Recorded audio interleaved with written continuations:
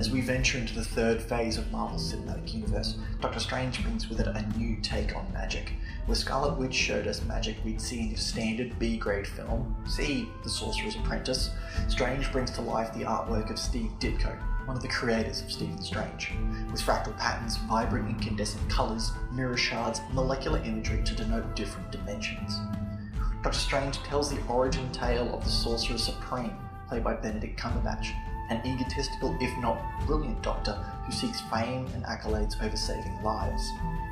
When he is involved in a car accident and loses the use of his hands, he falls into a depression and in desperation attempts to regain the use of his hands and meaning to his life. This takes him to seek the counsel of Tilda Swinton's Ancient One. The character of the Ancient One is usually one of the stereotypical Tibetan monk, but writer-director Scott Derrickson subverts and brings nuance to the standard mentor character by having ethical boundaries pushed and the price of magic truly known to Strange and his fellow Masters of the Mystic.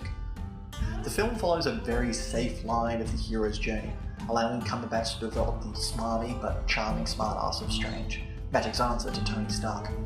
Performances from Benedict Wong's Wong and Chiwetel Ejiofor's Mordo set up future relationships between Strange, further shaping this corner of the Marvel Cinematic Universe. The villains in the film are not to the caliber of Loki, with the main villain, or Dormammu, being one step away from the likes of Galactus or Parallax, if not for the voice acting of Benedict Cumberbatch himself. Mads Mikkelsen's Caecilius is a throwaway at best, aside from a brief banter between Cumberbatch and himself when they first meet. Time will tell whether this will be the Marvel film that brings home the Oscar, with hype beginning to mount for its visual effects. Doctor Strange isn't a runaway hit like Guardians of the Galaxy, but not a terrible film like Age of Ultron. It's an enjoyable romp that helps establish the new arena for the MCU to play in as we get closer to the culmination of the first three phases that is the Infinity War. Hi, I'm Josh Tregenza. I'm one of the hosts of They Came From the Silver Screen, a podcast about film and the social issues that surround it. This has been a short signal. Signals are for films that we don't get a chance to do a full podcast on. If you like what you saw, feel free to hit subscribe somewhere down there.